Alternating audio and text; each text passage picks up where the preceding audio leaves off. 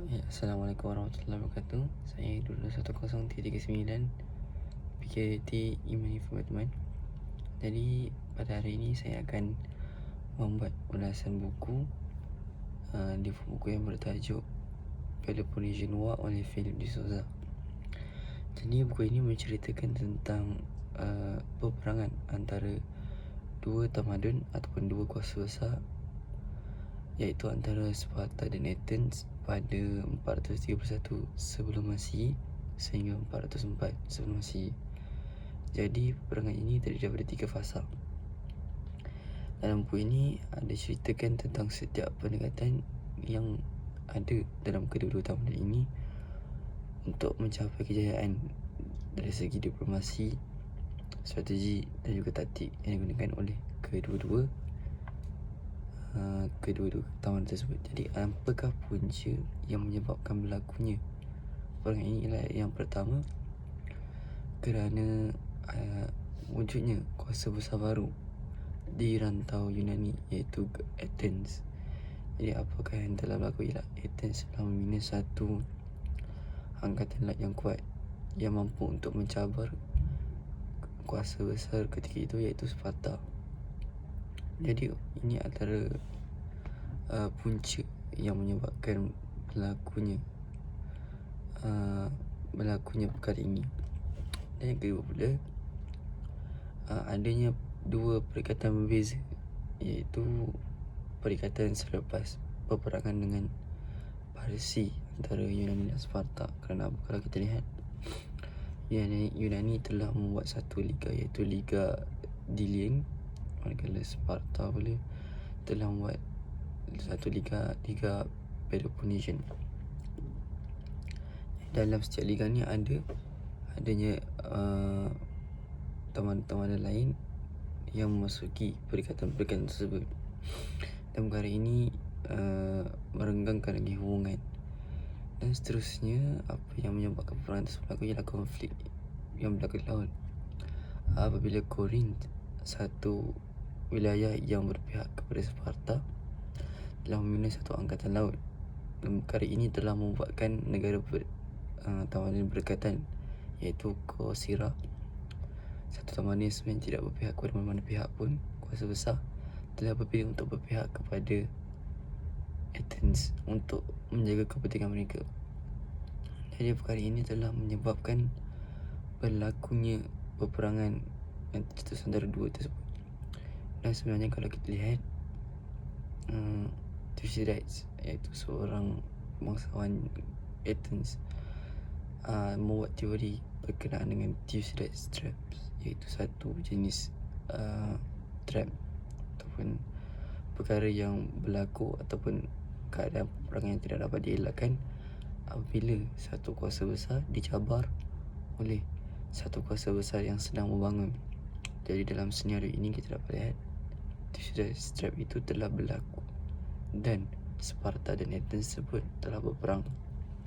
Jadi dalam konteks peperangan pula, apabila Sparta ini mengisahkan perang terhadap Athens, sebenarnya kedua belah pihak tidak pun memiliki keupayaan untuk berperang secara muktamad ataupun dikenali sebagai decisive battles.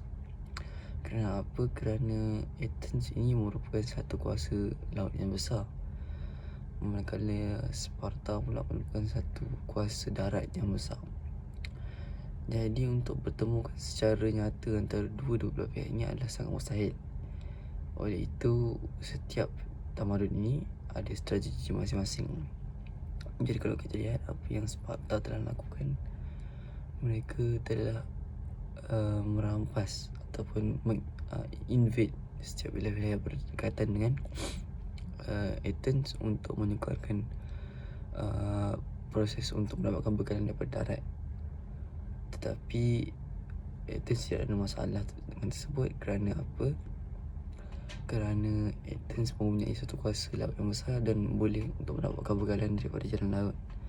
Dan apabila strategi Athens dalam peperangan inilah mereka cuba untuk menggugat setiap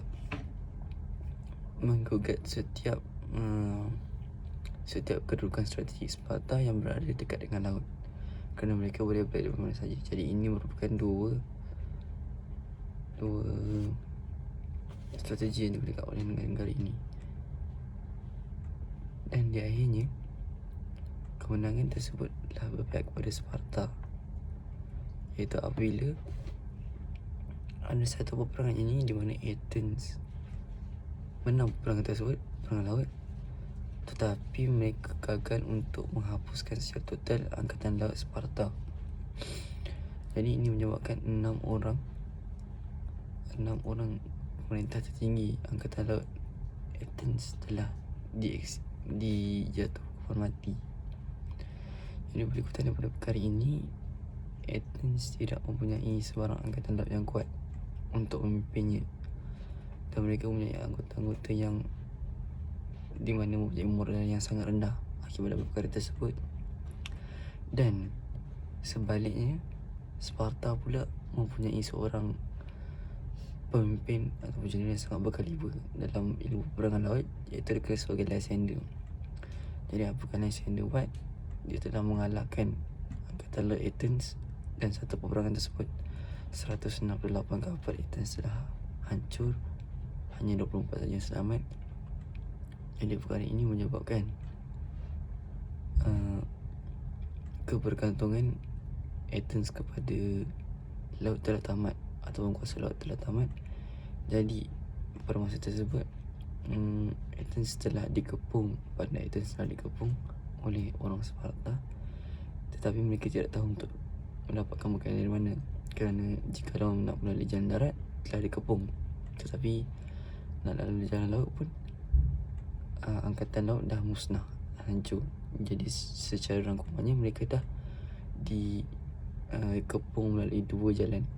Jadi akhirnya kebuluran berlaku dalam pada Athens dan menyebabkan Athens terpaksa menyerah. Dan penyerahan ini melibatkan setiap wilayah-wilayah luar Athens, kapal-kapal dan juga dalam Athens.